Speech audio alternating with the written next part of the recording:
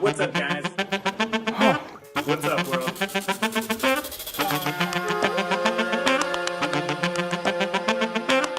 My narrativizing mind is very active. It's this invisible frame of reference that you carry in your head. Life presents all sorts of adversity, and some adversity doesn't feel like adversity. It's sneaky. Could I interview you for my space gas? What the hell is going on here? My vaginal area is already moist. I'm hard. I'm saying like this guy, I'm bricked up. That's a word I just learned, actually. Bricked up, like a phrase. What's it mean? It means like you're hard. Who says that? Cool people, apparently. That's why I'm trying it out. The West Polynesians? You know, Yeah, man, hard up. Hold up. When people are hard up, they have it hard, Rex. Which In other sounds words- extremely like In other words, they're bricked up. you're being, oh, it's bricked. I thought you, yeah, for some reason I thought you said hard up. Dude, thanks for having me over. Thanks for everything you've provided. You made pizza. You showed me around the place. It's crazy that you're in like your own place, and we just walked into your employees right away too. And thanks for that. Dude, obviously, they're sweating over there. Yeah, you probably are. You probably like, guys, this year sales have been down. I can see that already in the books. It's been a week. Half of you have to go. Immediately. Right? It's been 3 weeks. I can already tell this year's going to be bad, so I'm laying you off. Everybody's leaving. I actually don't know what it would be like. I thought when you made me pizza, I was like, you know what? When you have staff, you might be a nicer person than if you don't affiliate with anyone like myself, in the computer world by myself. I feel like it goes one of two ways when you have staff. Either you're more, relaxed and understanding of their plight, or you become more frustrated by the stuff they do, because obviously as humans, we all have errors and make decisions, but then when the error of the staff is affecting the company's bottom line, it can be hard to see the upside to it. So I think you can go one of two ways with it, right? So when you agree with the things that might be lowering the bottom line with those staff, you have compassion. But maybe like if you never, and I'm asking, but I'm assuming like if you didn't know the thing that really bothers them, and it's something that they're just not good at, like they're just not good at numbers for some reason, and you're great at numbers, and you're like, dude, why aren't you just doing this math? Like, what's wrong with you? Although you are fired. Like we can't run. This is a business. Like, it's not a charity. You do have to leave. I pay you minimum wage here. You do have to leave. I don't need to know what you pay your staff. We haven't actually. That's a point of pride, actually. Since day one, we've never paid anybody minimum wage. That's a strong value of ours. Good. So we pay people dramatically more than minimum wage. $1 more or two, Dude, or 25 cents cents more. 25 cents more. Really? Just to be able to say that? No. Come on. We pay $1. dramatically. We pay dramatically more than minimum wage. I won't get into specifics on, but probably like 40% more at least. Good. On average. We've podcasted together, and it was one of the coolest podcast because you actually have a bit of an upbeat voice, and you might have been on mics before and performed in front of people. Some people, when you podcast, they don't know what's going on. They freeze up. I had this guy in Ireland. He was from Moldova, and he just wouldn't say anything, just looking at the camera. Was he flexing the whole time? Yeah, because the camera was flipped backwards, and he just like. Was he muscular though? No. I don't know. I feel like it's funnier than I think. Yeah, my mom was like, dude, that's such a real human that you should have kept that podcast. We couldn't keep talking after. I tried for like 40 minutes. Right. He's from Moldova. There's so much to learn. I think he's very. What do they speak in Moldova? I don't even know. I think Moldovan. Okay. I think. I want to say Moldovan because we called them Moldovans. I think it's an offset of Russian, which is just a great language. Just a nightmare. Just a nightmare. Only a nightmare because you seen it in movies. They're good people. There's so much like vodka drinking, right? It's like, how do you keep up? Are you drinking? No, I'm taking a break. I'm taking a break. Since Oh, 2 days. now we're day 5 now right now. Is it day 5? Yeah. Dude. It's funny because I was thinking about our last podcast, and it's like we were just linking up at the end of a harsh breakup at that point. And here we are Really? 4 or 5 years later, right at the end of a breakup. And it's the same. I'm like, I don't know if it's a curse or a blessing to be here with you. Does it feel good doing, like, it'll feel good doing the podcast, but last time the podcast was fun, right? You were on the phone, or was it the one we did at your house that never got released? No, we did one that was in person that got released, I think, 2019. It's been a long time. It was on the phone, I think. I think we did it on the phone. Maybe. We went into the details of the moving bodies work. Yeah. And, yeah, as time goes on, when I was driving over here, I was scared. Why? I never see bodies. You might see bodies, think it's normal. I don't know if people, on average, do people get shocked or have okay reactions when they see dead bodies? Like our staff or people in the outer world? Everybody. What would you say? Depends what you get. You get some people who are relatively unfazed with it, and you get some people who are quite traumatized by it, and it really is case by case. We do a lot of preparatory work for making sure that we're trying to get the right people to do the job, because the goal of the organization is to move bodies respectfully and nicely, and also to take that respect in account for people's mental health, including our staff. And so we have quite the rigorous onboarding process where we're asking questions. Would you fit the metrics that we look at for people who would be okay with that kind of work? But at the end of the day, we found that the data suggests that it doesn't matter what we ask until you're there at the car accident scene or at the whatever gruesome scene that you're at.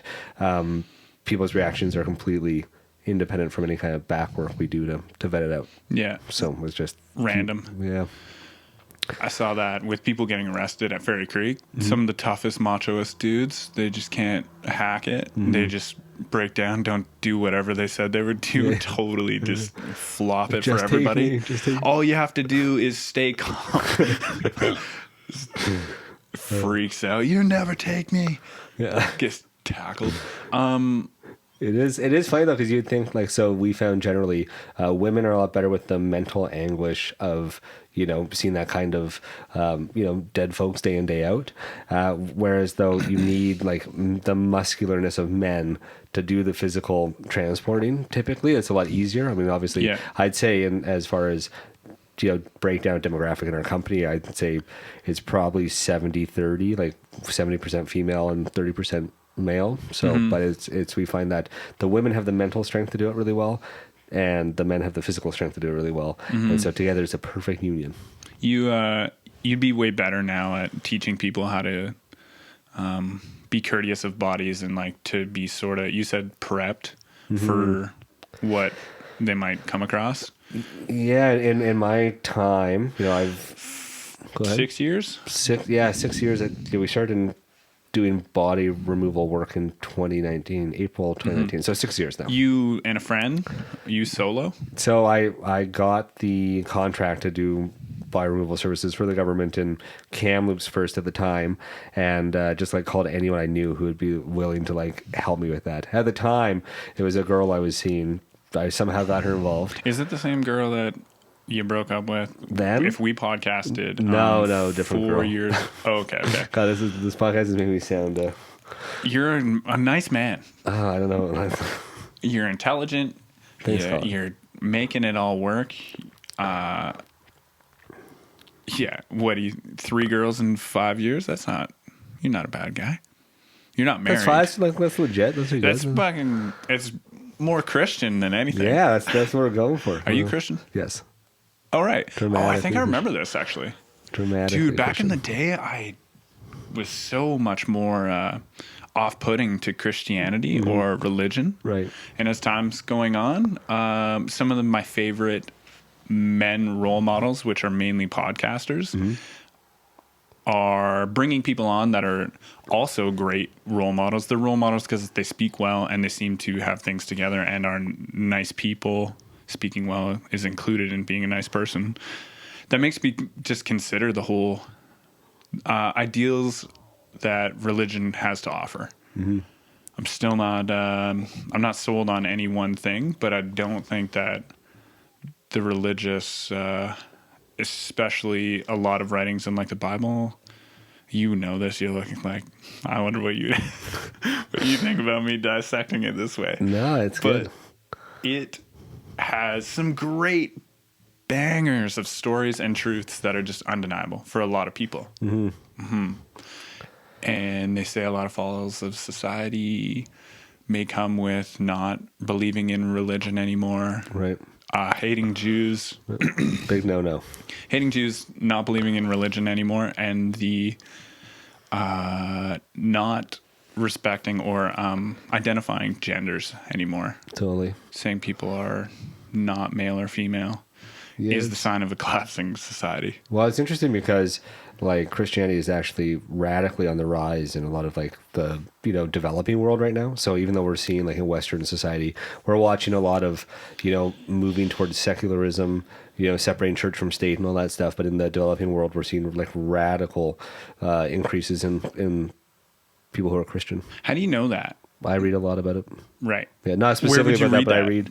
There's a book I'm reading right now by Tim Keller, who is one of the most prolific theologians for me, anyway, in my spiritual journey. He was a pastor in New York for 20 years, and in the hustle and bustle of the city, and he just like, would just do a bunch of research, put out great books, and I'd recommend anyone who's, you know, curious about it, I'd just say read some of his stuff. Like, it's really, really good. It's all like, he goes with it.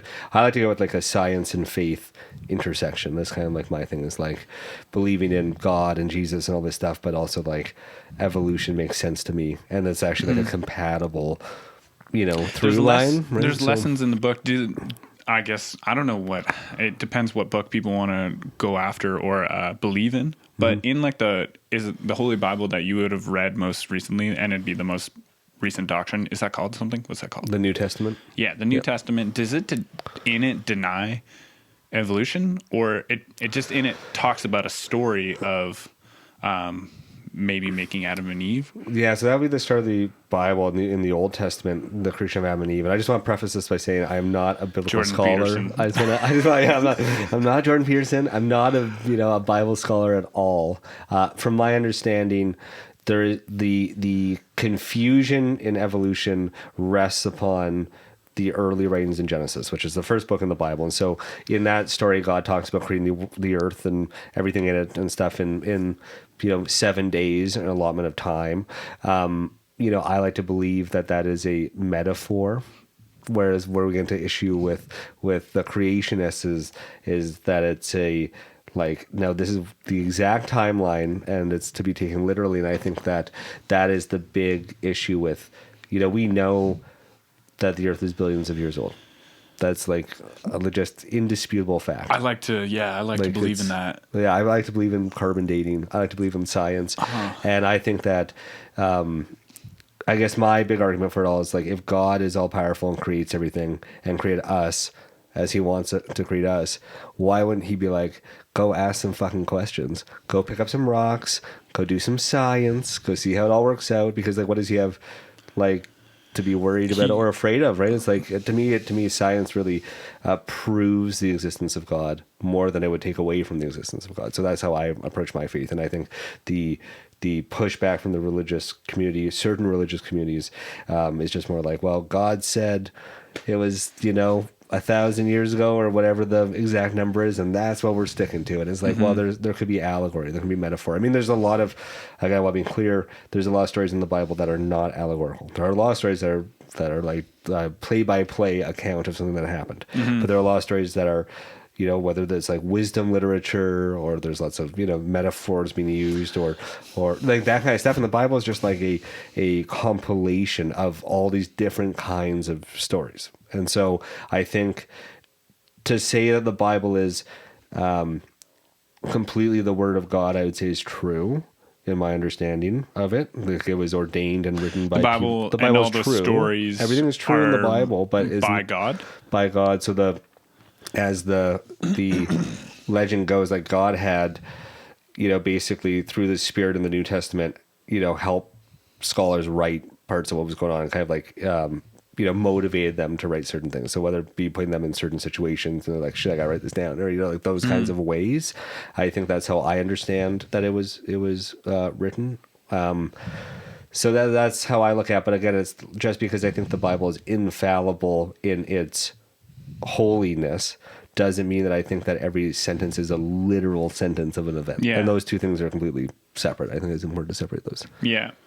Yeah, it's really good creating analogy and or like fantasical stories to help pass points sometimes, and it's a great way to hold knowledge in made up stories or like some of the nicest, most powerful things I've ever seen are like cartoons. For example, the Duncan Trussell Family Hour. He made the Midnight Gospel, and there's like two planets merging, and it's like his mom sliding into a black hole and stuff, and it's so crazy, and it's just representing life and death related to a human because I'm the viewer. But I wanted to bring up a point on the book. Do you only hire people who are Christian? No answer, Your Honor. I guess we'll go back to the 6 years ago when you started the company. It was a disaster. Did you know or imagine that you would be this far into it, or think you would? Do you like where you ended up? Yes, I thought this beyond. This might be better. It's crazy that I ever thought it would have ever been. Like we're, at the time, just for context, if people don't know the nuances, I don't think we've even talked about. But in 2019, when we started this body removal side of the company, then we were doing about 200 body transfers a year, and now we're doing about 6,000 a year province-wide. So we operate all the way up to Fort St. John, all over the whole island, and pretty much everywhere in between, basically. You're just the most efficient guy at doing that, eh? Because like I think what you had told me before was people want a certain amount of money, and then you just like, because it's a quote, and then you just like undercut the quote. Therefore, you would be more efficient.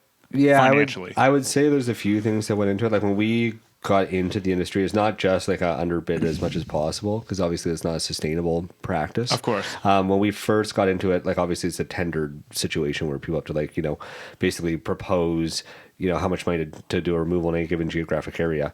There was a lot of gluttony in the industry. So it was basically run by, a bunch of wealthier, older Caucasian men who were like owning funeral homes and other transfer companies that were just kind of like jacking up pricing over time. Yes. Because there's not a lot of players in the game. And then when we came around, I was just like, we would do it for like... You're more efficient. Yeah, we're like, we'll be more efficient. Like, I'm happy to not make 100% profit on this. You know what I mean? Like, not charge the government, which then charges all of like us as citizens in our taxes. Like, that's how this all gets paid, right? So, we have put in fair numbers for the work we do, and we've tried to like optimize things on the back end to make it less costly to run compared to other competitors, so we can continue this trend. But we're definitely not just going for the lowest possible rate at all times, and we're also trying to like be a good value proposition for our clients. Yeah, that's a direct example of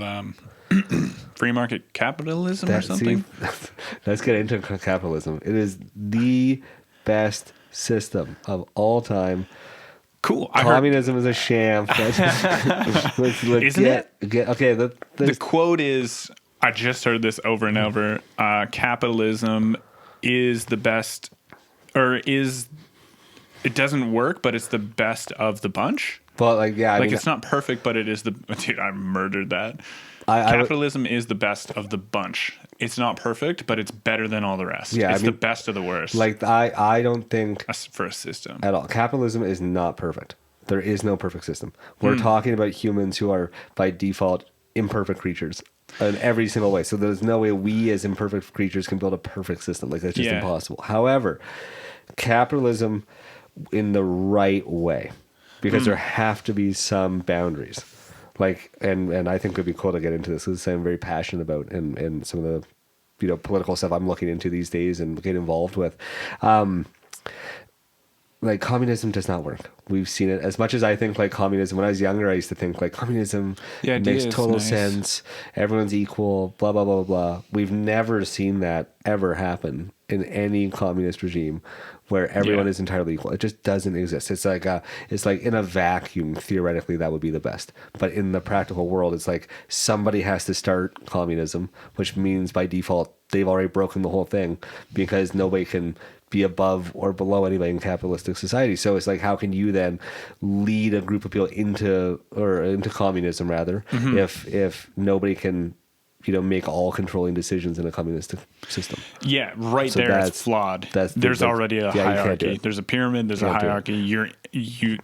It's defeated the purpose. Yeah, You would have to be a leader and not get anything more. Exactly. So, Yeah. So communism is not.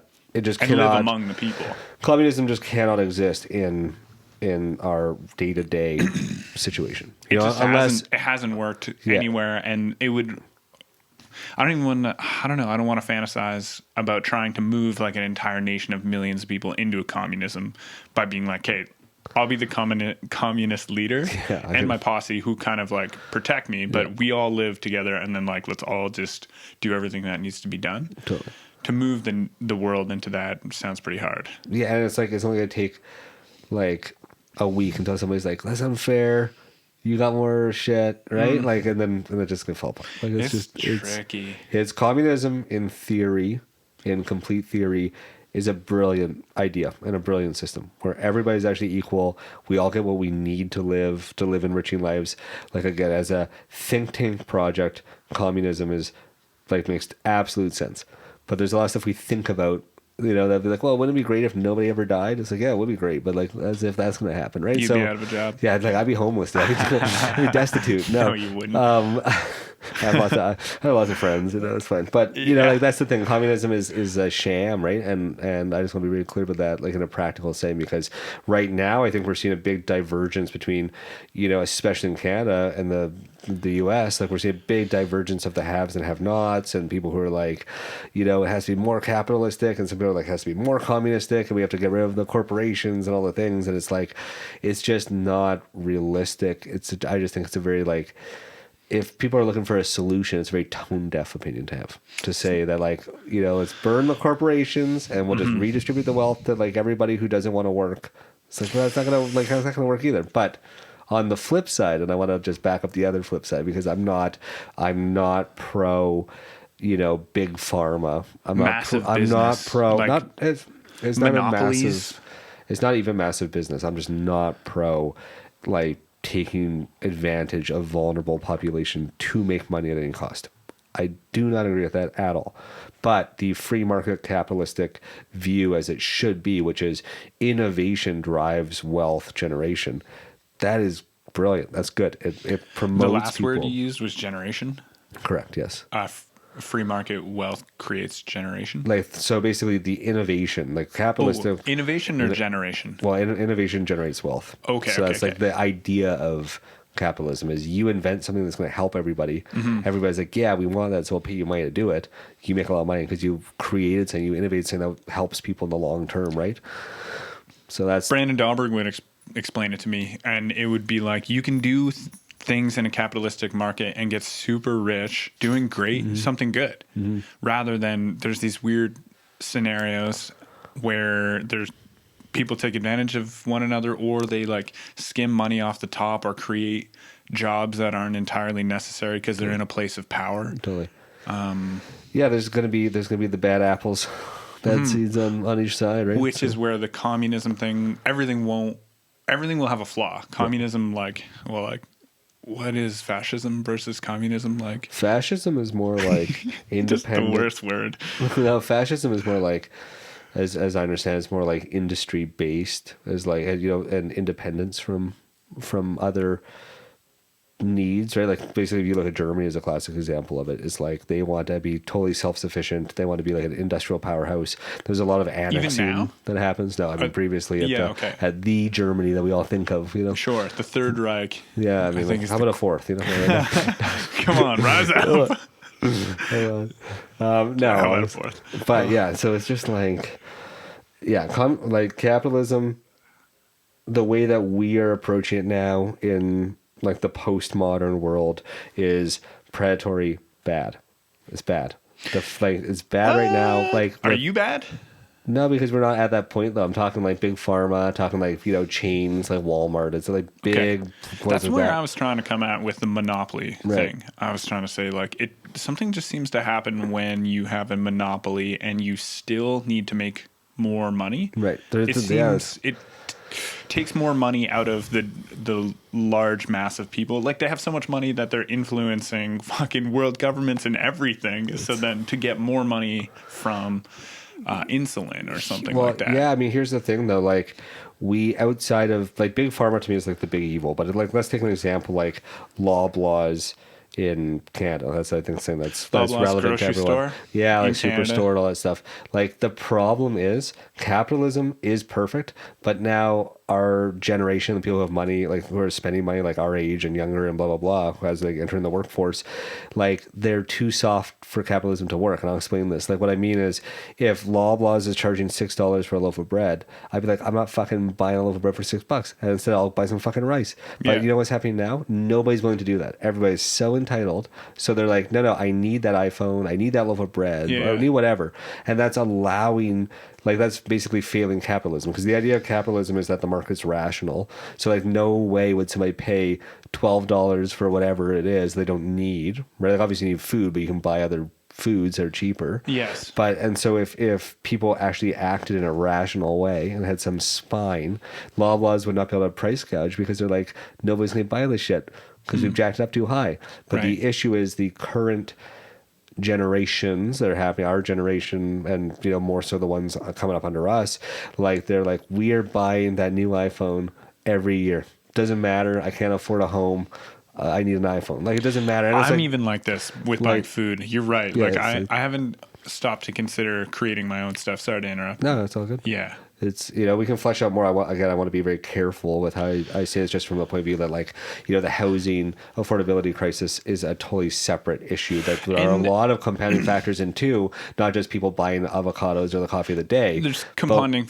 There are compounding factors, but what I'm saying is it starts with discipline in self to say, like, I'm not doing this because it's too expensive, as in buying your favorite brand of asparagus or whatever the hell it's going to be, that we see a lot happening. If we all do that, then all of a sudden then the price of this commodity goes down because nobody's buying it, and then capitalism kicks in. But right now we have the worst of all ends, because we have like a hyper capitalistic society where the market that's supposed to act rationally is acting irrationally. And so now we're in this quagmire of like corporations boosting profits. And I mean, I'm not down for, again, you know, predatory pricing, but if I knew my client wouldn't give a shit if I charged $100,000 a transfer, I'd be fucking, let's jack it up, dude. Like they should not be doing it. But if they're going to do it, that's on them. That's their decision to make, and I'm going to make money on it. So I'm not defending Loblaws, because everyone gets so heated about this, but it's like, what about like making your bread at home? And I say this as a segue to, this has been my new hobby for the last 10 months. I was so frustrated with the cost of living because it's been going crazy. And I was like, you can buy 20 pounds of flour for like $10.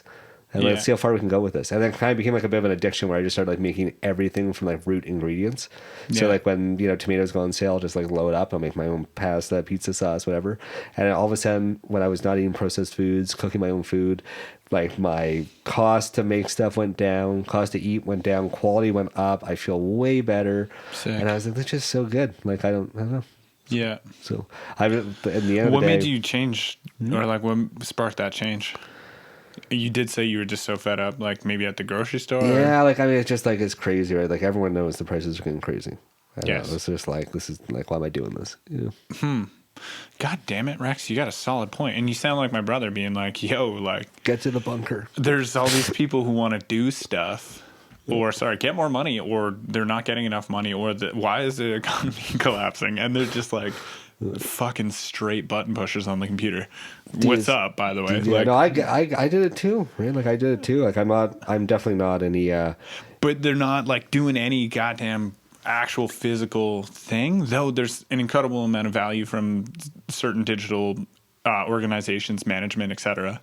Fuck, maybe one day music production, but Let's keep dreaming. I'm gonna hustle. I just need one hit. I'm gonna barely hustle and want some free money, which then cripples the economy. Getting that free money. Yeah. Okay. So people need to have stronger spines, do more like actual work that. Because if you do more, in general, it like will sort of help everybody in the world. Totally. It's a very small piece, but like if you just cut onions faster or like sharpen things with more detail to a certain balance, if your quantity is going down so much versus I mean, I'll give you quality. a final. You know, I don't mean to drive this as just an economics talk, but it's like my life now, right? In the businesses, right? So, so it's a classic example of people being taken advantage of right now, especially people like on a lower socioeconomic level. Traditionally, we employ people from all wage places, but in general, like, you know, our entry level work is being done because we run a bunch of landfills and stuff too outside of the body stuff. So generally, the people coming in are from a lower socioeconomic level, and we work to try and help them, educate them on like some better financial decisions to get out of it. Because I was, when I started the company, like destitutely poor. Like I was like homeless at the time when I started the first, like the environmental company, right, for landfills. So, like I get the drive to behave in certain ways, but what we're seeing constantly over and over is just people making like really bad financial decisions, which are compounding with the market that's currently a disaster. And so for specific, it's like, how many people do you know that like are financing like vehicles? Like, this is the craziest shit in the world. Like, just buy a $3,000 beater and just be done, and it's like, we see it with our staff. They get the job with us. We pay over minimum wage, not that much over minimum wage, right? But they're like, I can now afford $800 a month payment on a truck. It's like, you cannot. You literally cannot. No, you cannot afford it. Stop for what it. it's worth. Stop it. It's like, just stop. It's a trick. The whole thing is a trick.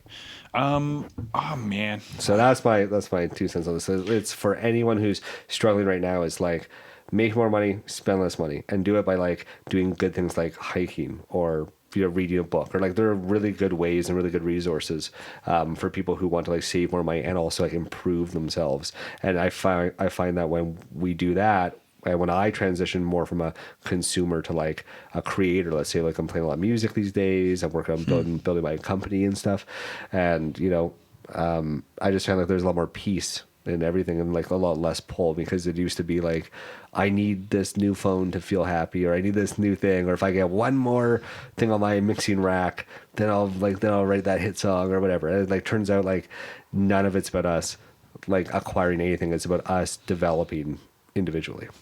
God damn, hell yeah. And yeah, I keep getting points in my mind or questions I want to ask within, but they kind of slip. Something to do with the just blanking on it. Let's go back to religion. Yeah. No, start hammering it. No, that's what I wanted Here to are all say. my issues with it. I don't even know why. I just try to make a joke. And the stuff we're trying to buy is kind of, it's blowing up in prices, and it's making us more and more broke. Right. But a lot of it's even shit. Yeah. So introducing to food that's poor for us is fueling us in a poor way. Right. We're like buying bad fuel for expensive, which is two negatives. Dude, the whole thing's fucked. The whole thing is totally fucked. Like, you think about, like, let's just take like a toaster, for example. It's like, I understand company, and this cycles right back to our topic. Sure. Okay? The companies build this shit so it breaks. And let's go with an ink printer. This is a classic example. The ink printers are designed to fail so that, you know, in 3 years' time you got to buy a new one.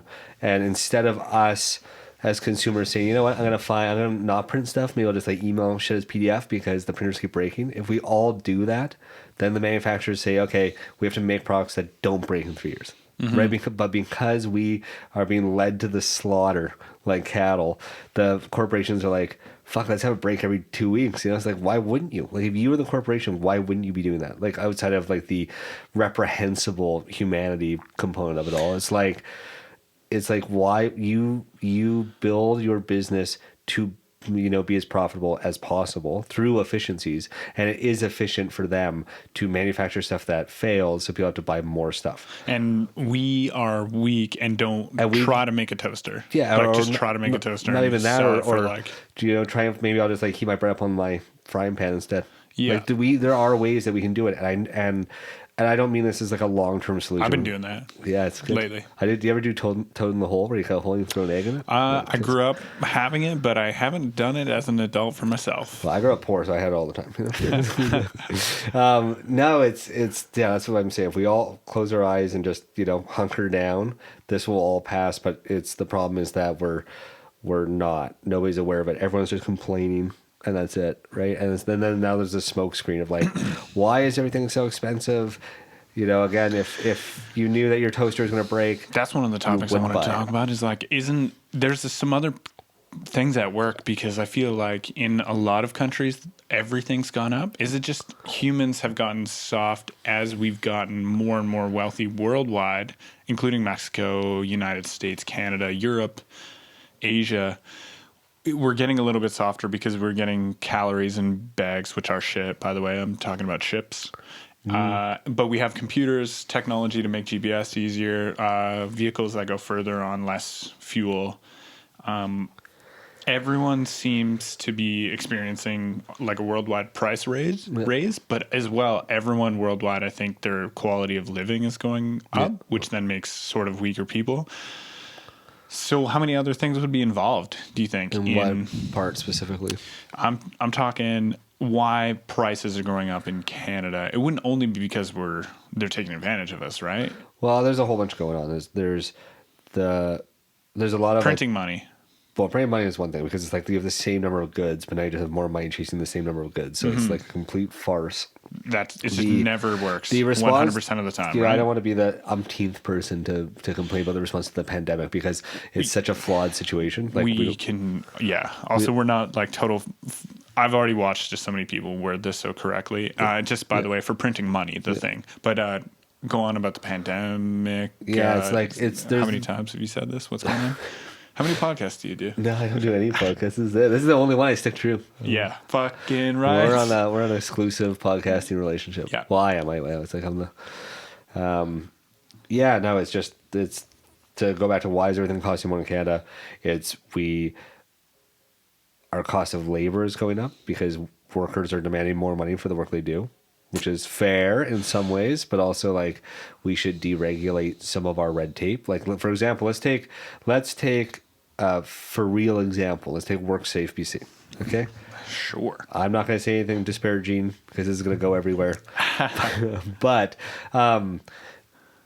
there is a point to having a check and balance for workers, so that if I told one of my staff, go up on that roof without any kind of fall protection or anything going on, and they hurt themselves, they should be covered through WorkSafe and through the employer paying premiums into it, for sure. But we have gone so far into the direction of a classic example that has happened in the past in our company that's like a real example is somebody gets a job picking up dead bodies with us. They go and we tell them, hey, you're picking up dead bodies of all shapes and stripes and all kinds of situations. And they go there, they go to pick up the body. They're upset because of what they see, which is totally normal. That's, of course, you can be upset. So then they file a WorkSafe claim that they have like an injury because they're traumatized by what they saw. Mm-hmm. And my reaction is like, you like fucking signed up for it. Like we told you, like the job ad was not like, hey, you're a pizza delivery guy. Yeah. And they show up at a house and there's like a dead body there. I get that. That makes sense. But it's like if you were a kindergarten teacher applying to be a kindergarten teacher and then you were petrified of grade or of 5-year-old kids. Like, what the fuck's wrong with you? Like, why would you do it? But we're building this culture now where like some of these claims get accepted by WorkSafe and then our premiums go up. So when our premiums go up, then the cost per buy to move it goes up because we got to make that up. Like, where are we making that up? So we've in the softness, we've like engineered all this money cost that goes down to the consumer. So, WorkSafe puts on higher premiums for us because they accept these claims that they shouldn't be accepting.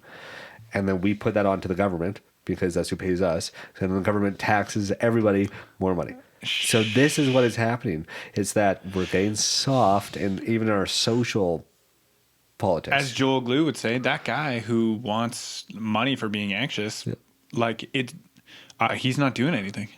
And we've allowed it in our system, though, just like we've kind of allowed with red tape some certain pharmaceutical things. Big pharma having, like, I've heard that they can charge kind of whatever they want because they're kind of charging the government for drugs. The drugs that they're selling at the hospital, etc., or even cans of Coke and beds at the hospital have to count. Cans of Coke. Okay. Diet. Oh, we should have a Diet Coke. Oh, yeah, one sec. We got to get him down. Donald Trump. Dude, I gotta get off the Diet Coke. Dude, it's holding on to your past relationship. It's not working, but dude, I heard like $12 or $8 for a can of Coke comes like, so on the bill, which is covered by the insurance company, which you're asking the government to pay for this bill because our healthcare is covered. This was a quote from America, but you can just charge outrageous prices to the government because we should allow red tapes that have people that monitor that kind of shit to make it super reasonable and not absurd, as well as the red tape for situations where that situation you just talked about, someone being anxious who you told was going to pick up a body, is the only reason they're possibly getting money is because it's allowed. Yeah, exactly. Well, there's We've lots of allowed it in cases our like that. society. That's the most recent one that we've encountered, but it's like it comes down to accountability for us, right? We've thrown accountability out. We just said, I think we think that free money can show up. And dude, I've been so fucking privileged. I'm watching World War II stuff nonstop lately, and I'm just realizing how privileged and gifted I've been, and I'm sure that it's helped me be a bit of a soft person, as opposed to people who understand how devastating life can be, or someone who fights and understands what it means to be strong, or someone in any military position, or anybody who saw or has been into a kerfuffle in another country. Though I've been to other countries, I haven't been in any kerfuffles that have motivated me to be a little bit harder and weary and understand what it would mean to have like a strong country. have you fired a gun in another country? A gun? Yeah. In another country? Yeah. No. At somebody? No. Yeah, you? No. Well, in no. Thailand? No, I haven't killed anyone. Yeah. No. In Taiwan? No. Close? No. Hey, wait, you were in Taiwan, right? Yeah. Did you go to China too? No. Just Taiwan. No. Once you go to Taiwan, I feel like when they stamp your passport, like there's no going to China. Like I feel like you pick, it's like a choose your own adventure. Was it like that when you went to? No, it was a lot like the Chinese have always been trying to take over Taiwan, like low key, and there's a lot of like subversive stuff going on, like cultural takeover stuff going on behind the scenes. But when I was there, it was like it was all chill, you know. Actually, I was there last year for 10 days, and I was asking some friends. Seen your ex-wife? Yeah, well, I hope she's doing all right. No, I haven't paid for any child. She almost got me. You know, I had to leave. No. Child support. But now, like I was in Taiwan last year, like just checking in with my old host family and friends, and just like this could be it. You know, when Xi Jinping levels it, it's like I just want to have one good send off for them. Right. But I was asking them like, aren't you worried about like the invasion? They're like, China's been doing this for like 50 years. Like this just could be what we're doing. You know. So, all right. Well. Sick. Yeah. It's a good positive attitude. I'm pretty scared. It's probably all they have, you know. It's like there's no other choice, you know. Yeah. Yeah. After about 10, you'd be like, yeah. They're bluffing. Yeah. They've been bluffing. 20. Yeah. Those losers. Yeah. That was... Oh my god. They are big though. They're way bigger. Yeah. But America got us. I don't know. Does America got Taiwan? They say they do. I don't understand where Taiwan really is. Southeast of China, but it's like south of Japan. Basically, so they got Japan, then you have water. Is it still on the map? Taiwan? Yeah, like Google Maps. Well, I think so. Okay. Like it should be. I'd be surprised if it were. Yeah, I'm not sure. I remember it in maps in school, but I don't remember it like for a long time. I haven't looked at the map. Oh, I look at the map over there and it says China, and I don't see Taiwan being lit up in Google Maps. with American flag all over it. Also, like Google Flights. I often, with me and my traveling brothers, like check out just everywhere in the world because we're lost and we want to find our way, and running away constantly is going to help. Yeah. I'm going to go to Yemen. Yeah. Everything with my divorce will be fine in Yemen. Where's Yemen, actually? It's Israel? It's right by Oman. Where's Oman? Yeah, it's in the Middle East. Egypt? Is it close to Egypt? Oh, man, I'm gonna sound like Egypt's in Africa. I know that. No, is it bordering on the eastern? Because you got Egypt. Let me just think this out. You got Libya, yeah. Is it African? Isn't it like Egypt where like and Saudi Arabia? Okay, we could settle this. Yeah, we'll settle this. We'll look it up. Yeah. I don't know if this information's that important. What do we got to become better? Do I have to become better? I'm pretty much gonna end up eating my own tail or something. Like if I don't. Tail? Yeah, wait, I don't think that expression's right. I'm gonna end up sleeping in my own shit if I don't do more work or something. That must be a German. That must be a German expression. If I do enough electronic music to make myself financially comfortable, am I contributing to the economy? Probably. As long as I'm paying taxes, I guess. Well, I think you would be in like a second order factor.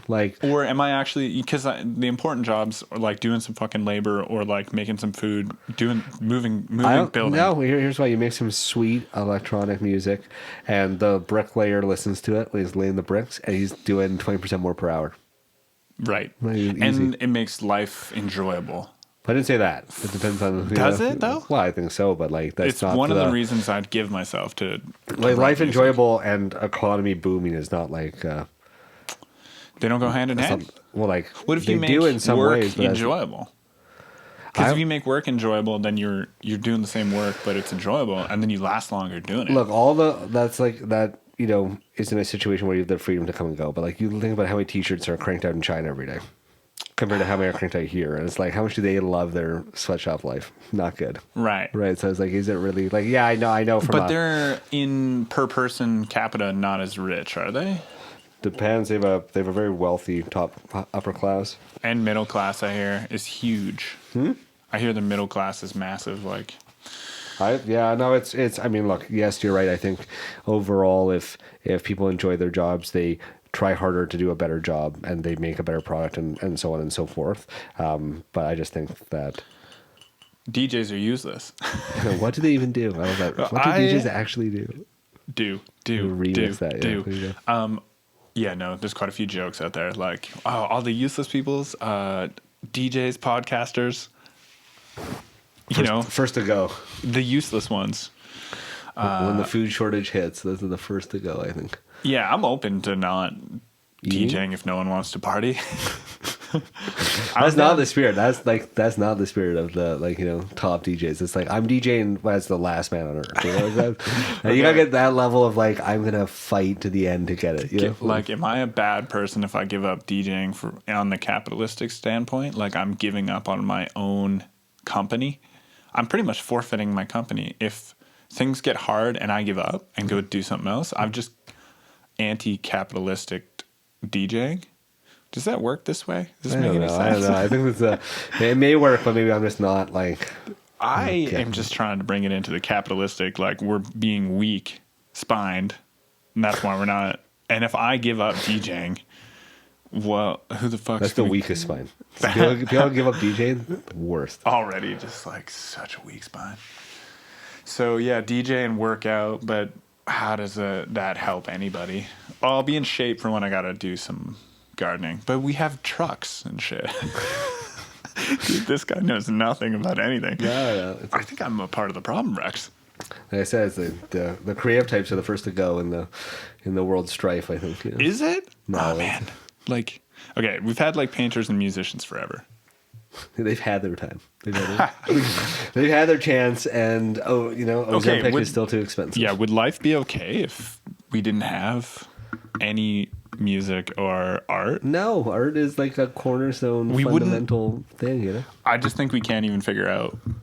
I don't even know what life would look like because I'm just in it with art. You know what I mean? We don't know what it would look like without it. Absolute sorrow. I don't know if the the Plains Indians, indigenous, were very happy with with no art on their walls. They didn't have walls. I think the issue is more like we don't have walls. Oh, fuck. Before we don't have art on the walls. They probably had teepees, and they probably actually did some They drawings. probably painted them, yeah. Yeah, they probably did some fucking But also, too, they had lots of forms of art, like interpretive dance and that kind of stuff. psychedelics. Oh, yeah, they were so much more connected with everything, totally. especially skinning an animal. So, dude, they can make that thing squeal, you know? So. Oh, my God, it's already dead. But they can make it squeal. There's still a trick, even if it's dead. Yeah. You can blow air through its skull bones. All right, let's talk about ladies. Oh, God. It's the topic I want to avoid. I was like, I'm ready for topics about Third Reich. I'm ready for topics about shutting down everyday workers. Let's shut down everyday workers. Let's funnel more money into laws. Well, is there any other remarks to bring up on how Canada's fucked? Let's get into it. You are giving up on Canada, aren't you? I'm not gonna lie, like I was seriously thinking about this. This is gonna win me a lot of favors here. Like as soon as, like under the whole Trudeau government, like I was just like, What the fuck happened? Like I don't know the U.S. I think I might not have talked to a lot of people about this, but I think that he was very obviously considering, which most governments have done in history themselves, suicide for his country. So he did that. So like, suicide for his country. Wait, what? No, like the country's like fucked after 9 years of it. Yeah, and it seems so clear that he was doing it for political power. I don't know. I wouldn't go that far. I think you think he cared about the well-being of people? I think Trudeau. He called us Nazis when people were trying to get their freedom. Yeah, no, absolute Nazis. I think Trudeau cared Guaranteed. about. I think Trudeau cared about the country and cared about the people at face value. I just think he was so incompetent. Like he was just so stupid. I hate to say stupid. It's like, look, I'm not in his shoes. I don't know what the pressure is like to be like, fuck, we got to do whatever. Like, so I won't be clear with that. We don't know, but the policies are just incredibly dumb. Weren't they super motivated for financial gain for the upper class or for government officials? Like, didn't he make a shitload of money, which most politicians love to do, in the way of taking money from big businesses, right, or investing in things that they make a law for, or their friends make a law for? Then it boosts that. Wasn't that dead obviously happening? Quite like I thought the big scandal was like his charity, like the weed charity thing that he did, where he like funneled a bunch of money into his friend's charity or something like that. Hey, there's another one. I never heard about that. But it was like $3 million or whatever. But it's like on the aggregate of Canadian budget, it's like that's nothing. Like who cares? We're running a $67 billion deficit. Like who cares about $3 million? You know, it doesn't matter. But it's just him being like, we're gonna. That doesn't help. Yeah, the $3 million could incredibly like we shouldn't forget about that. Like if someone's just stealing like. Maybe that was the angle. Maybe it's like he's gonna ruin the economy so bad that we're like, keep the $3 million. Like, yeah, don't worry about it. That's horrible. Don't worry about it, dude. We're three people could have $1 million. 3 families could live way better.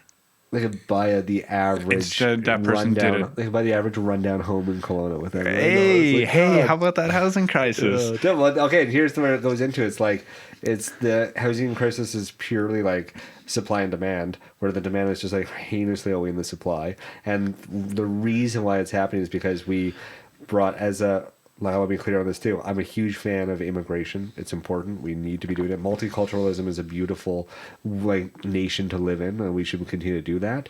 But if you're going to bring in X million number of immigrants over such a short period of time, you have to make sure we have a housing supply that can bring all that in, because that's what's happening. We're having too many people chase too few homes. We have too much red tape on building projects. Our zoning is too restrictive. The red tape needs to quit being fucked around with.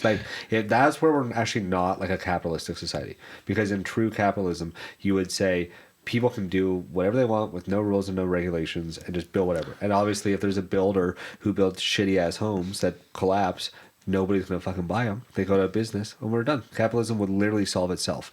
But we have the worst situation ever because we're like doctoring capitalism and we're not allowing it to run its course.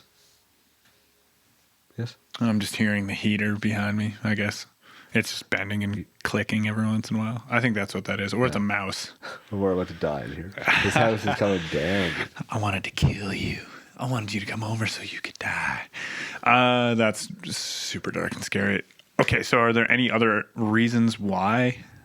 There's a multiple amount of reasons why housing market goes up too. That's one of them, right? Yeah. Money printing, generically everything goes up no matter if you what. print money, it's hyperinflationary. People wanting more wages for build, like because of the inflation, and it just is a vicious cycle. And then you bring in a whole bunch of people from other countries who want to then buy the same few homes we have. Do you know how many millions of people we brought in like 4 years or something? 2 million? Really? Something like that? Which is a huge amount. I think it was like last year, like guess $1 million, 4. I think. Sure. Year, which is crazy because then we didn't do anything, but it's just, it's crazy. We can expect no matter what, unless it goes a different way, like if they have to have a certain amount of money, which I don't know if that's true at all. If 2 million people brought a surplus of money, would that have helped us? That's a versus bad situation too, though, because then you're like just importing people in who have money who can just like outbuy local people's futures, basically, right? Because it's like you think everyone here, if the median household income is $70,000 a year for 2 people, like in a family setting, then you're going to just invite like wealthy foreigners over. They're just going to buy all this shit and then we can't afford anything, right? So it all just comes down to like dump your zoning so that it's easier to build like multifamily buildings and stuff. Restrict immigration to like a good amount to help us carry on with our goals. This is also complicated. I know. I'm starting to think about it because I'm like, what if we restrict all building rights and then when is it that the people who are rich that make money on buying a house stop buying and creating more houses for people to live in, and then we just build like everything becomes a house? Like there's just and there's beautiful locking systems. They're never going to be open, but like pretty much everywhere you go, Airbnbs are fucking so cheap because the demand's so high. Because we're just like in one generation we have 100 houses because we just found out how to build houses super quickly. We just used our money to create more wealth. Like at a certain point we're going to run out of resources. Like we would have to run out of resources if we just built everything all the time and continued this growth forever. Though we're running out of kids because we're not even having kids. Because we're not even having so kids. Shitty. Our crises are so bad. Nobody even wants kids anymore. We've lost sex. I think it even came before this. I think it came before this. Way to call me out. Yeah. Is that why she left? You came before this? God. It came before. Okay. Okay, enough of the economics. Grandma. No, I wanted to bring up how I think this issue already existed without like the doubling, it seems like, of groceries and houses. Before this, we were already like still like pretty slow on having kids, or like maybe the rise is exponential for the cost of living, or maybe birth rates are even down relative to where we're at, like compared to 4 years ago, which for reference, like I would say it's things have like kind of doubled, just maybe as a rough estimate. So maybe as well right now we're at half of what we were 4 years ago, which by the way, the last 4 years there was a pandemic. There's this weird coincidence. More kids happening. Right? Because you're all at home. Like, what are you doing at home? Right? Alcohol sales went through the roof. Yeah, you're telling me alcohol sales went home. You're stuck at home all the time and you guys are not having sex. What are you doing? What are you doing? It was hard to meet anybody new. Yeah, I know. Because we weren't at the bar. There's a will, there's a way. You know? Tinder exploded. I wonder how that went, actually. There'd be stats about it. I'm not going to look into it. In a relationship for 4 years. So I don't know. I haven't dodged all of it. Did you get in that relationship pre-COVID? Mid-COVID? No. Dangerous, but no. I'm just thinking about this. It's fine. It's fine. It's fine. I just refuse to be locked down. Yeah. God, I need this. I refuse to be locked down by Bonnie Henry and her tyranny. I said, no way. Fuck. Dude, double mask.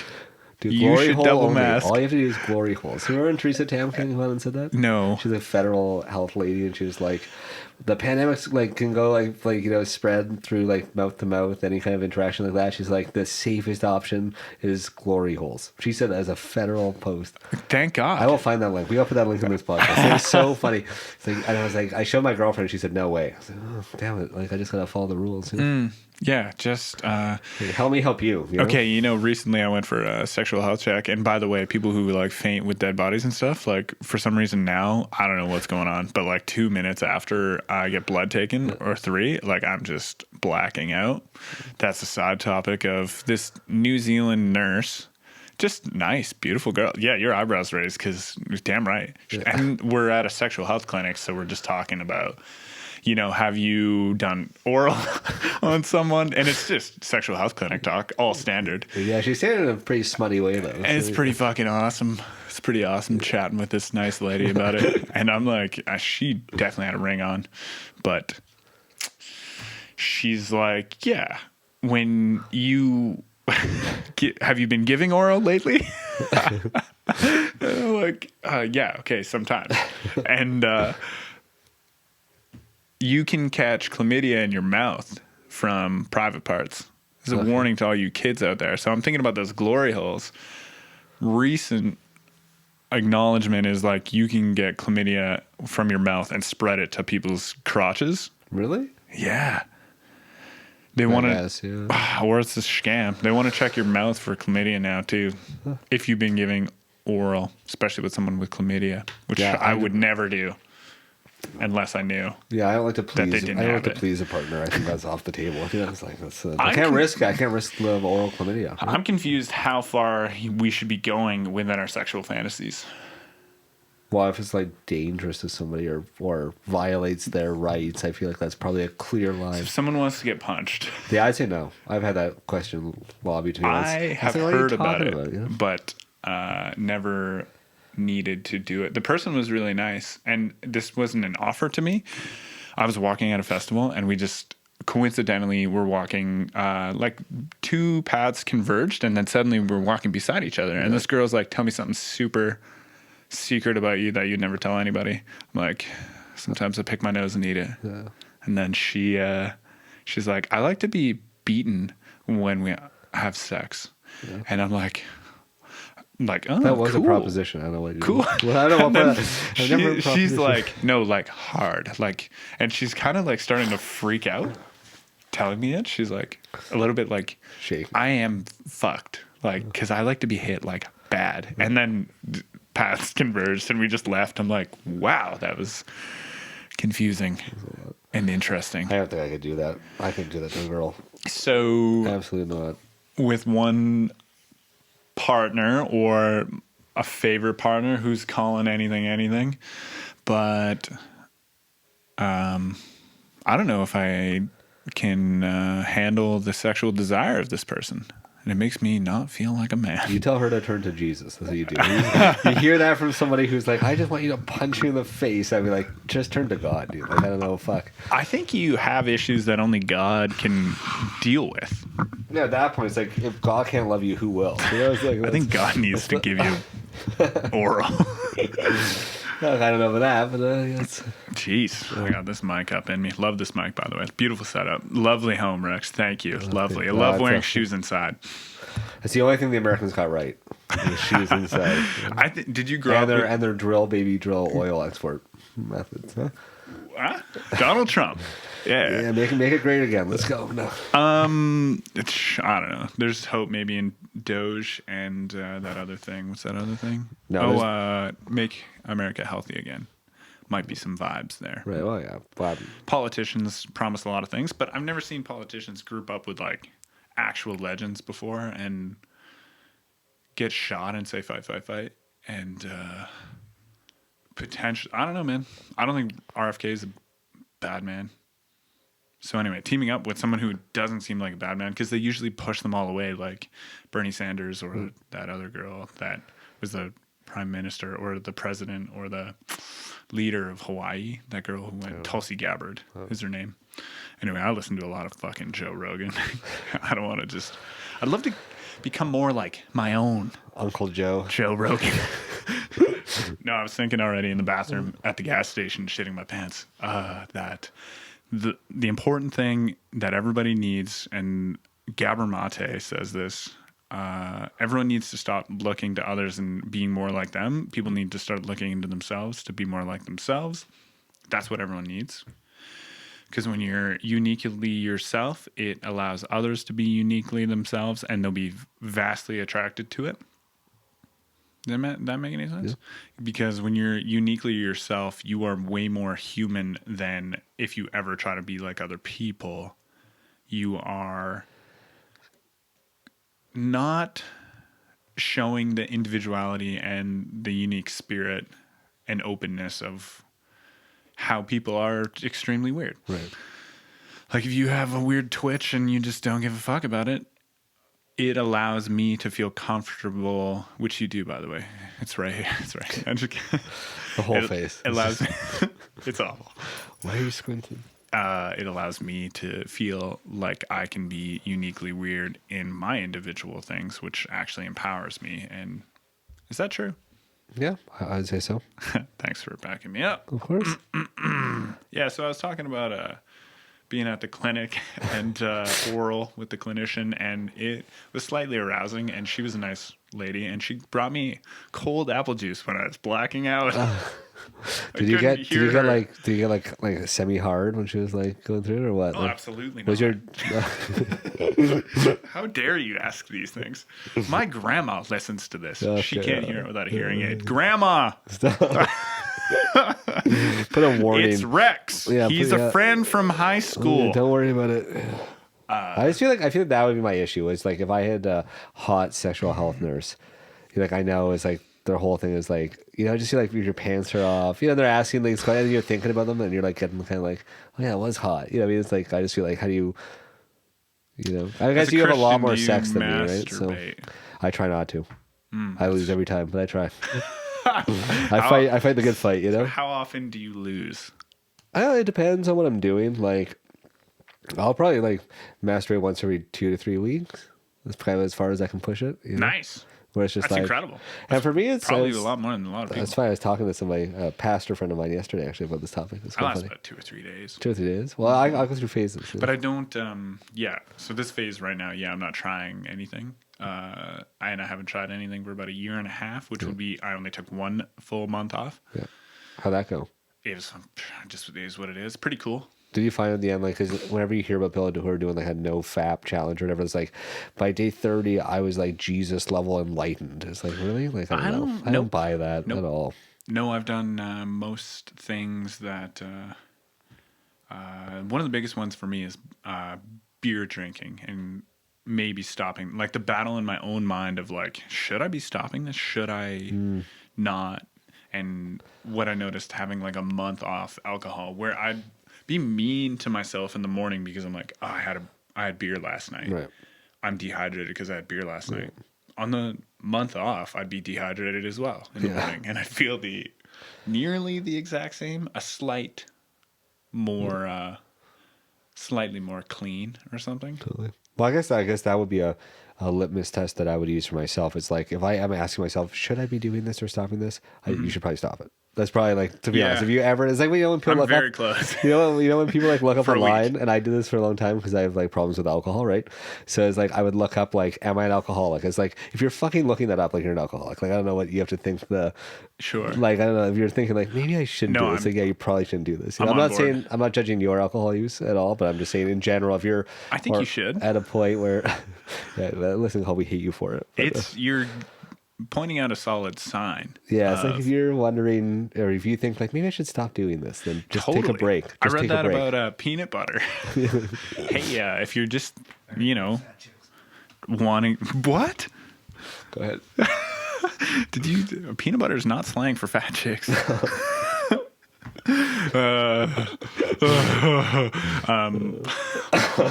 the peanut butter out of my tits. Nobody's saying this. In my dreams.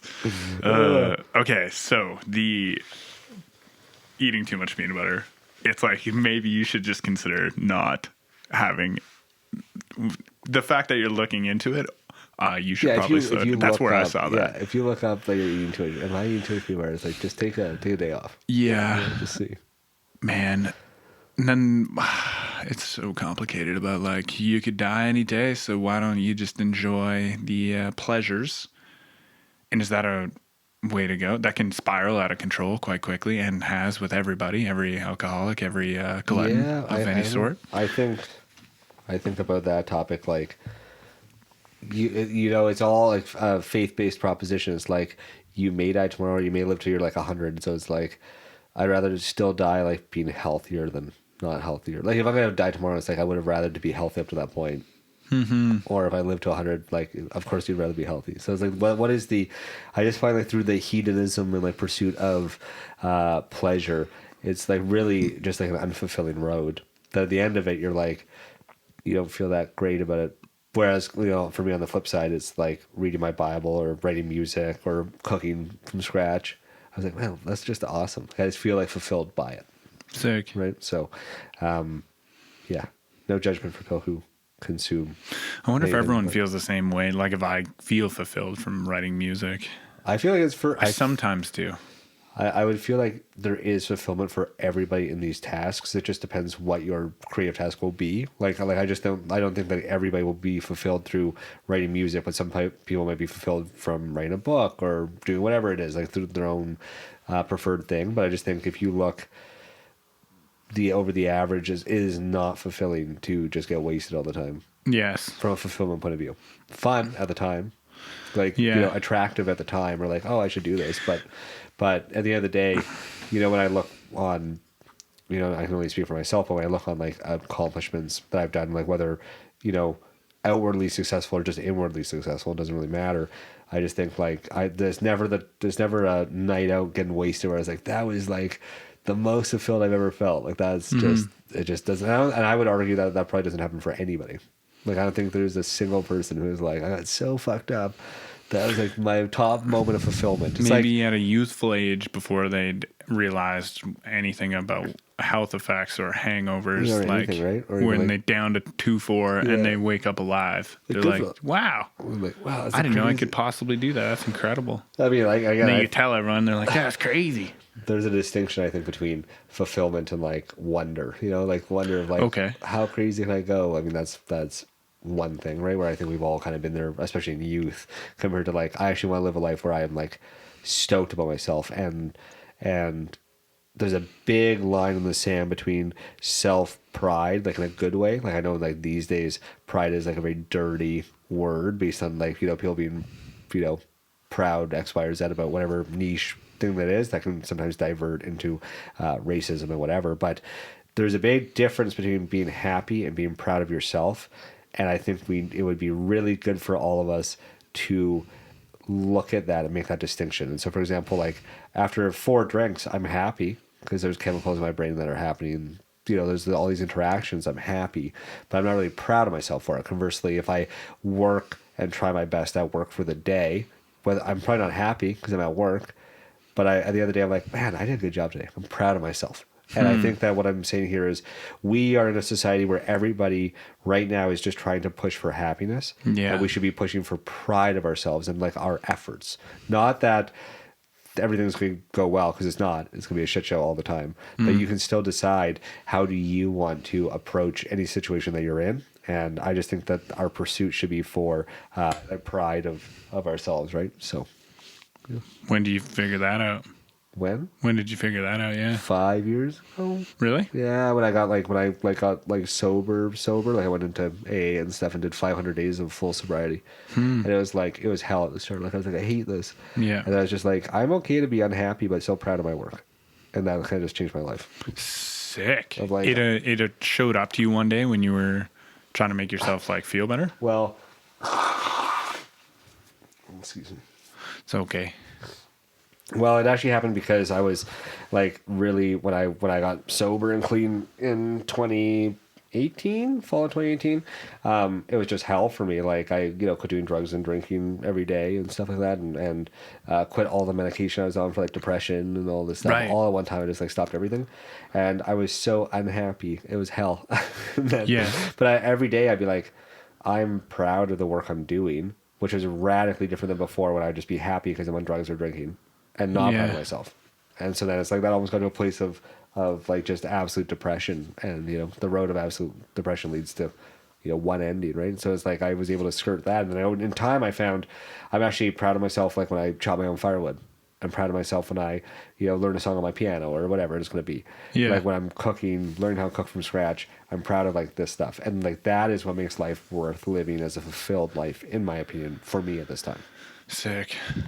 I've been in such a proponent of feeling good, or like positivity, and or making things fun in the moment. And it could be biting me a little bit because it might be a bit confusing, and it might be, or it's just my desires are changing. I might want something else because that outlook sounds cool. Yeah, I'd say that happiness is, and that is a very, I think, polarizing statement, but happiness is really unimportant. It doesn't really matter if you're happy or not at all, because it's like, it just matters that you're like doing the best you can with what you have. Right? That is a big difference, right? Of like, if we stop pursuing happiness, because happiness doesn't exist. The pursuit of happiness is the worst hell. Yeah, creates hell for all of us. Yeah, right? Sadness. Yeah, in a way. Yeah. And you can get rid of your consumeristic ideals, not you, but the royal you. Okay, how do we start to get rid of it? Be happy that we put effort into setting up the mics and being here and being alive and treating our bodies okay. Yeah. And then, or wait, did I say happy? You said happy. That's okay. Shit, I meant to say that. Well, you can't be happy. I mean, look, I'm not saying because doesn't it make you happy when you chop your own firewood and you're proud of it? You're proud. Yeah, sometimes and then though, you're just like sick. Sometimes though, like, I mean, happiness and pride, self-pride can come in at the same time, and it's great when it lines up. When it lines up, that's great. But I think until you get it dialed in, it's a lot of like, I'm proud of the work I'm doing, but I fucking hate it. Like, that is like how you get dialed into where it's like, I actually like chopping firewood now, or like whatever. You actually start getting into that kind of habit, right? Damn. But at the start, it's like your happiness doesn't fucking matter. If you want true long-term fulfillment, it's like you just start doing all the hard stuff, like I'm going to stop drinking or I'm going to do whatever. And recently, is a situation where it's like, okay, I was drinking too much. The last breakup didn't really help with that. And so that's like, obviously, we kind of reach out to whatever we can. And then it's like, I'm just drinking too much. So it's like, I'm happy, but I'm not proud of my behavior. So then it's like, okay, I'm going to stop. I gotta fucking sort it. Yeah. And so then like 3 days after you quit drinking or whatever, it's like, that sucks. You're not happy because it's like you wish you had a drink or whatever it's going to be, but you're like, no, I'm proud of the work I'm doing. And like that just sees you through. Yeah. Sick. So. Man, that's a hard mindset to, I don't want to say it's hard, but it's mature. Yeah, and mature for me is, you're welcome. Yeah, coming from we're 31 for reference, and yeah, that's fine. I was just 30, I swear. And 31 now. What have I done? You've touched the lives of many. Yeah, I have. I can't forget that. Yeah. No, I mean that like not as a joke at all. Like I mean that through. With sincerity. I mean it I forget it, and I just forget. I'm writing everyone on Facebook right now to add me on Instagram. I need the promo. Please. I do. Actually, I just saw, as a quick promo, I just saw your set the other night in Rebel Stuff. It was quite good. Very, very good. I had no intention of like going out that night. That's a really cool story. I saw saw the flyer at the beer store. Saw the flyer at the liquor store, and I was like, I gotta, like, Super Glue's in town now. Glorilla at the time, under your. It was awesome though. Great set. Yeah. Sorry, I changed my name for a moment. I'm 31. Okay, stop fucking mixing up the names. I have both, Super Glue and Glorilla. And yeah, man, it was cool. My brother called me 2 minutes before I went on stage. I'm like, I'll take this. Feels like a pep talk. What's going on? And he's like, hey, Rex is in town, man. Crazy story. Dude, well, it was the night that I was like, okay, I'm done with drinking. It was like, this is what happened, because I was supposed to meet up with a friend for dinner, talk about the relationship drama. I show up for dinner. Like, I was literally doing sound check at church for a few hours before that, because that's why I was in town. Like, because I do sound, like I do the sound mixing at church. Third Sunday of every month, if you guys are around, Revelstoke Alliance. At Revelstoke. Revelstoke Alliance, yeah. And so I was just texting my friend, like, hey, we should just like grab dinner Like after we could just like chit chat about my strife with the ladies, and I show up at this bar because it was like the place I wanted to get this like certain dish I really liked that they had, and I show up and he's like 5 tequila shots in. Oof. And I was like, oh man, and I was like, he was I gassed. guess it's the night. I guess this is the night, right? So it's like you're just hitting it, and then like we're like in the liquor store, going back to my hotel, whatever. I saw your flyer, and I was just like ready to go. I was like, let's go, bro. Yeah. And I called Joel. I said, Joel, I need backstage passes. I need to be able to meet him. I need to be able to can he sign my tits? Like where are we at with this? So it was great though. Your son was great, and it was at the end of that where I was like, I don't think that seeing somebody who's had 4 shots of tequila. Should make me just be like, let's go. Like, I mean, like, that's probably not a responsible, like, reaction to that, and realizing, like, what, let's just get this back under check, so. It's fun to slip up, or it's fun it's fun. Yeah, like... it's fun. Are you going to be proud of it? Man, I got a weird relationship with it all. I don't know. I think we all do. We all do. I try to be, like, no more than half drunk. Once you get over half, you're not proud of yourself anymore. There's no you're only if you get 60% drunk, you're 10% not proud of yourself, or you've lost 50 already. Wait, where are we at? We're at 60% loss. Let's just lose it all. But the 30% of losing pride or being proud, and you're still 70% proud because you're not going super hard. I don't know what happens in the drinking scenarios with people who also drink at the same time, but it's fucking dynamically, wildly fun. Or it's all personal, and you're just like individually having a good time and No, but I swear there's some sort of synchronicity going on there. Well, I mean, if you have a beer with someone and you're getting like buzzed with someone at the same time, I feel like your vibrations are matching on that buzz. So you both need help. I just that's the point though. Like all the bad decisions, and I was gonna cap it all off with this part of this talk is I discovered that like anything that you want to do, like as far as easy you want to do, drinking, drugs, sex, whatever like pursuit it is, or like playing video games or do whatever, I found that to line up your fulfillment level, you just like don't do anything you want to do and do everything you don't want to do. So like I don't want to go to the gym, I don't want to eat healthy. Like I mean it's just everything we don't want to do. That's what we should be doing. And everything that we want to do, which is like just binge whatever TV show, stop doing that. And if you just like do that for 6 months, realign everything. But it's hard. It's tough. It's hard. It's complicated though too, because like once you've been working out for a while and you don't want to drink, you're not supposed to start drinking. No, I'm talking about people who are like at a place of like looking for that level of fulfillment in some way, right? Where it's like they're like, how do I feel less shit about whatever? How do I get my life on the right track? If you're like ripped to the point where like a drink is going to ruin your level of physique, it's like you're not going to be like depressed about anything. You're like if everything else is lined up, right? Right. So you might though. You might. So yeah, the other night, I don't know. Sometimes did I tell you? Sometimes I get on it. I'll stay on drugs with French chicks. If some French chicks want me to have some drugs, it's 2 a.m. Would you like some cocaine? This French lady? Oh my God. Please stop. Man. Anyway, that happened one time. I was like, oh my God. You know what? It's the red wine too. Yeah, what kind of red? Yeah, what is going on here? Am I going to score with this girl? Dude, girls are the worst. Let's cap it. Just be happy with yourself. Okay, so do we navigate into girls? And by navigate, I mean, doing what we don't like? Huh? You don't want to be with girls. No. Oh, shit. No, that's right. Yeah, that's right. Let's go back to the principle here. Do everything I don't want to do. Oh, God. No. Do you want it in your ass, Rex? Oh, yes. It's like I didn't. You want it harder? Yeah. Oh my gosh. All right, get down. Put it in your mouth. Yes. Do you want me to punch you? Do you want me to punch you? Daddy. Fuck.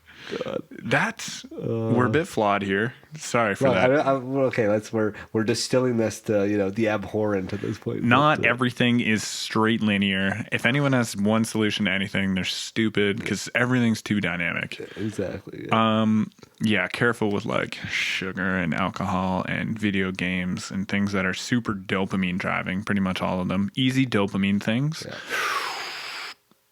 yeah, glad you made it to the show. Good to see you again. It's been a little bit. And for reference, we went to high school together. Rex went away for 5 years for driving drunk when I told her. No. Oh my God. He told me not to bring that up in the podcast. No, I was just joking. I did not do any jail time around her. Not yet. In Korea. No, sorry. Yeah. It's a different prison system there. Damn it. What's that place? Next to China. Taiwan. How long were you there? A year? Like, no, last year I was there for 10 days, but I lived there for a year when I was young. So like that business there for 10 days. Yeah, he moves quick. No wonder his girlfriend broke up with him. Yeah, I was like, I gotta get out here before the Chinese start shelling this place. Oh my God. Yeah, you brought that up. Yeah. Fucking China. Anything we can talk about that lady? What do you want to know? Well, what did I say about I might not be able to satisfy my lady? That's worrying. I wrote a list of things. Of how to satisfy her? Yes, Rex. If they're kinkier than you are, and going into kinkiness, like, at what level do you like relax on kinkiness? So, Wait, what do you mean? Let's go into vibrators, butt plugs. Right now, I'm abstaining from everything. Right now, I'm doing the monastic Christian, make my own bread, like don't masturbate. Lifestyle. What's next? Like, probably death. I'm sorry to cut you off. I'm like intimidated to do freaking anything that they tell me to. The girls? Things that are like more sexual at the time rather than super basic. Missionary position, sensation. It feel like I get a little uncomfortable moving, going into a higher level of like kinkiness of sexuality. And then my argument in my own spirit is like, it seems to just keep leveling up. And then at what point are you ever going to stop? What point are you ever going to... Why are we doing this? Should I just blow my nose right into the mic? I need to edit that on that. So if I fucking catch it, I'm not going to edit it. I want them to hear the blow nose, and then I want them to watch. Hear it raw. It's in 4K, y'all. Yeah. God, Casper's been... I have a dog. Nobody can see in the frame, I don't think, but I have a dog over here, and he's like... He sheds his coat, like in the spring and the fall, and for like 2 weeks, it's just like I feel like I have allergies like crazy. This is that time? It shouldn't be, because like, you didn't get the memo. Now it's cold. I've had... I already had a big clump of Casper on me. Casper is incredibly beautiful right now. Okay, we'll pull him to the front. Let's describe that Pokemon. Come here. What's that one Pokemon? Casper. He's sleeping. Hi, baby. What's that one Pokemon that's super cute? That not Ninetales. It's a Pokemon that turns into water type and electronic type, like Jolteon. Oh, Eevee. Eevee. I don't know that. This dog looks like Eevee. You do know that. Garden of Eden, motherfucker. Are you also stuffed up from your fur? Okay. Sorry you're so stuffed up, man. Sorry to going back to like your my your uncomfortabilities. I'm quest. just trying to figure it out in my life.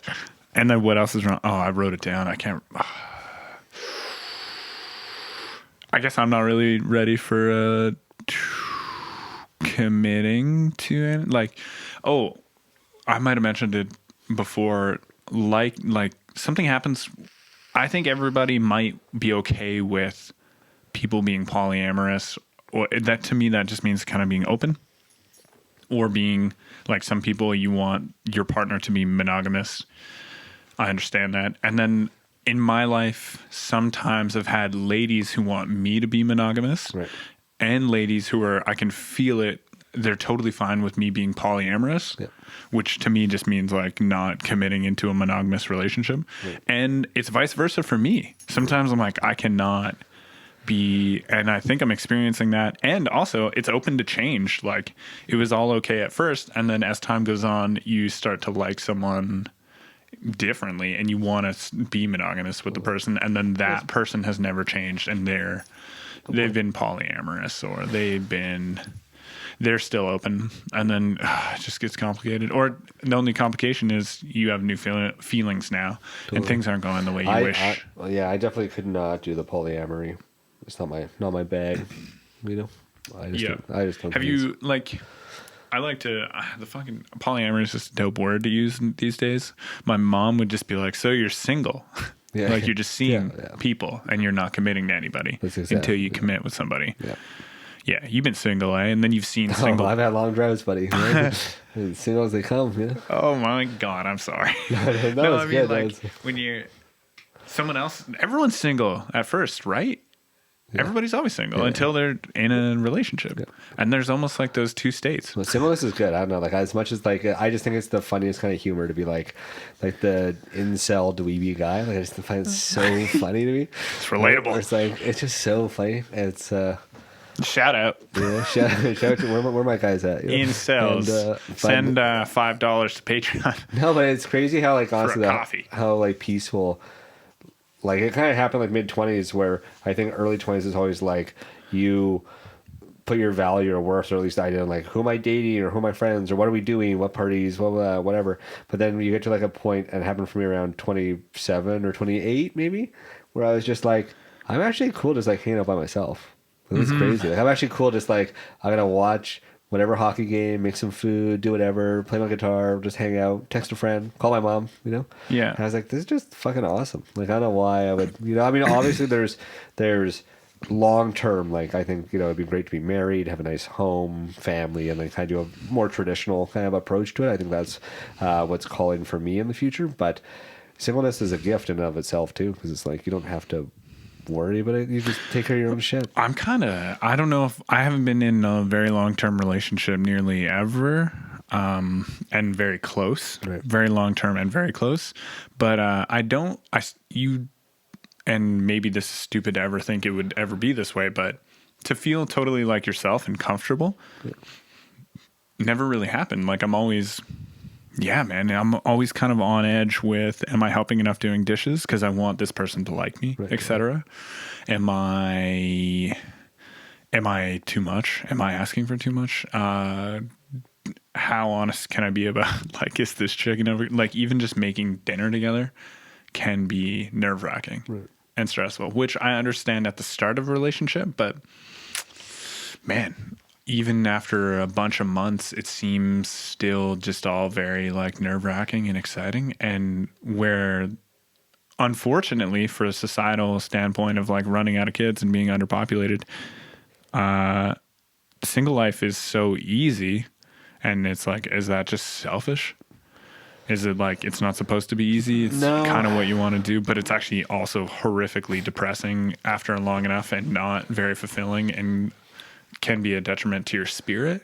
No, I think the issue that we run into if you're not happy being by yourself single is really hard to like love somebody like in a proper way, because otherwise what we're doing is we're like, I love myself because of this relationship with this person, or you're putting them on this like pedestal of like what they are to your life. You're like, I'm not lonely anymore because this person's in my life, or I feel happy because this person's in my life. So like what happens when they, you know, leave or betray or do whatever, or they don't live up to whatever that metric is, then you're kind of just hooped, right? Like, and I think that after every big breakup, it's good just to like, I'm just gonna do like 6 months to a year just single time, just like purposefully. And by single time I mean like no sex, no like, you know, like no pursuing all the gazelles in the field, you know. It's like just hang out. Just don't. What happens if you just don't talk to the opposite sex for the reason of you know commingling, and you just said like, you know, I'm just gonna be sit here until I'm happy with myself.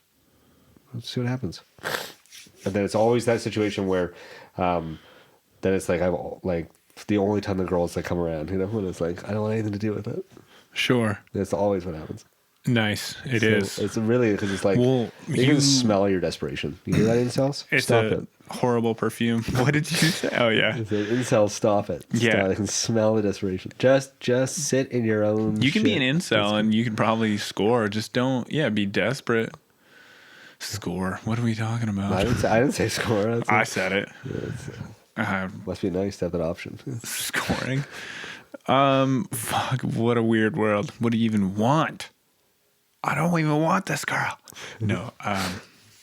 Turn to God. Turn to Jesus. Turn to God. Please, don't, you know. Let me put a delay and a reverb effect on all that. Yeah. Did we lose audio? It. No, we're good. You're thinking. We're still going. I'm watching. You're crazy, man. Good on you for watching it. Look at us. Hour and a half in. Really? I think that's a good way to. I thought you said a time for an hour. Okay, we got to hit some final points. Final points. Okay, let me just grab some water for a second. Yeah, do it.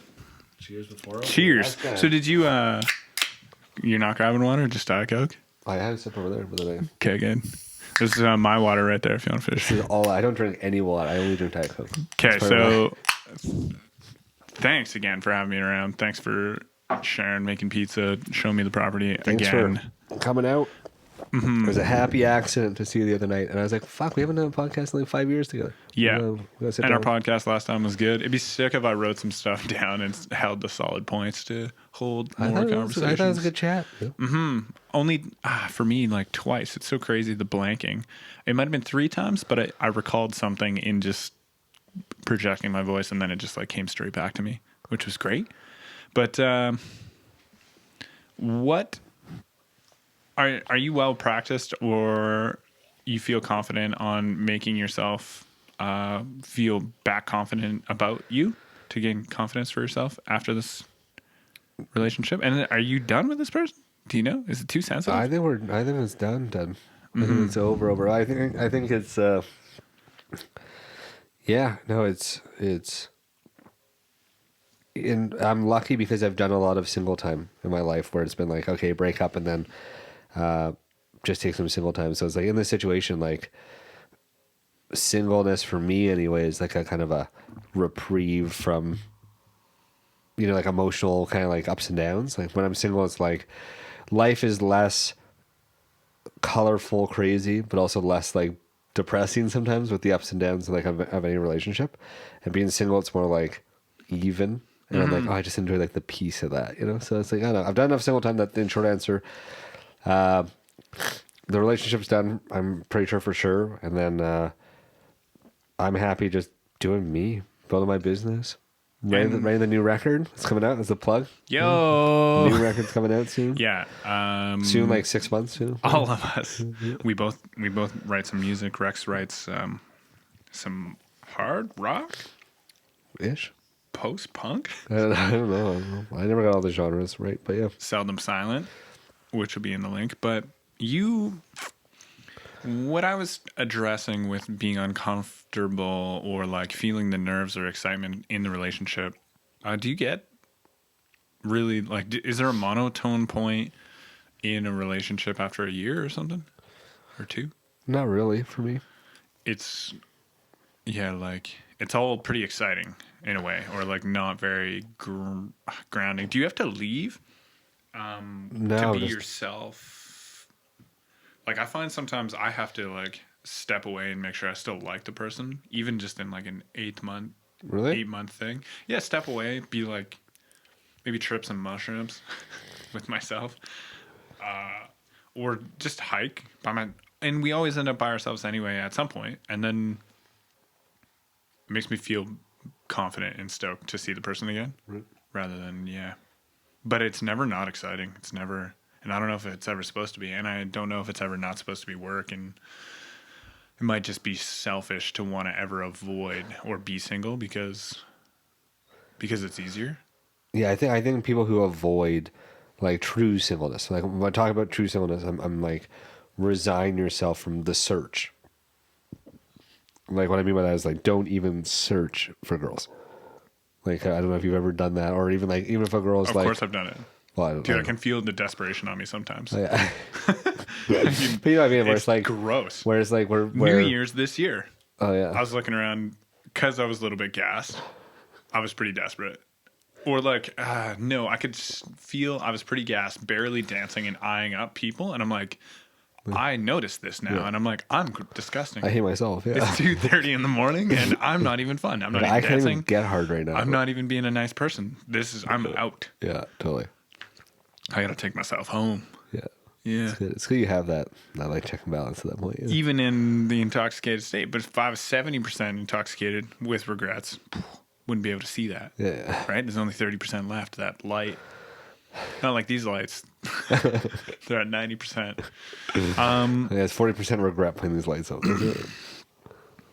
Business, growing yourself, congratulations, and Thank being, just working hard. And sorry about the breakup.